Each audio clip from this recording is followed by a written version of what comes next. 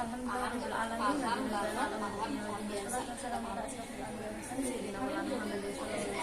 Nah, terhormat kepada Dr. Dahrul Hidayati selaku pengasih Sanasi Perkembangan Indonesia 3 dan yang saya hormati dalam beberapa ibu guru, jajaran para pengurus dan Komisi selaku pelaku PKN. Dan tidak lupa juga untuk kedua orang tua saya yang saya banggakan dan teman-teman saya yang berbahagia. Di sini saya Caca dari kelas 11 Ma'arifan Al-Arifan Hidayah yang mempresentasikan pada imajinasi saya, yaitu yang bahas tentang konsep hak asasi manusia. Apa itu hak asasi manusia?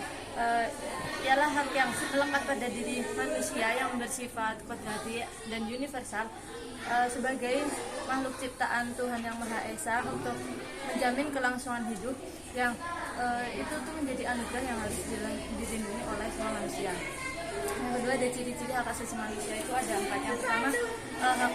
Yang pertama hakikat. Hakikat adalah hak manusia yang dia tuh ada sejak lahir dalam diri manusia. Yang kedua ada universal. Universal itu berlaku semua orang, tidak pandang status ya, mungkin contoh itu sebagai jabatan atau tidak. Hal yang ketiga ada tidak dapat dicabut. Hal yang tidak dapat dicabut itu tidak diserahkan oleh ke pihak lain atau ke pihak yang lain. Lalu yang keempat ada tidak dapat dibagi. Hak yang tidak dapat dibagi dapat semua hak. Lalu yang ketiga ada landasan hukum hak asasi manusia. Landasan hukum hak asasi manusia itu terdapat pada Pancasila. Sila yang kedua berbunyi kemanusiaan, adil dan beradab. Yang terdapat pada Undang-Undang Dasar Republik Indonesia tahun 1945 pasal 23 sampai 34 dan Undang-Undang Dasar Republik Indonesia nomor 5 tahun 1998 dan terdapat juga pada Undang-Undang Dasar Republik Indonesia nomor 39 tahun 1999 dan yang terakhir terdapat pada Undang-Undang Dasar Republik Indonesia tahun 2000 nomor 26. Yang terakhir di sini ada macam-macam hak asasi manusia. Macam-macam hak asasi manusia itu ada yang pertama hak asasi pribadi yang dia tuh membebaskan semua orang mengeluarkan pendapat. Lalu yang kedua itu ada hak asasi politik.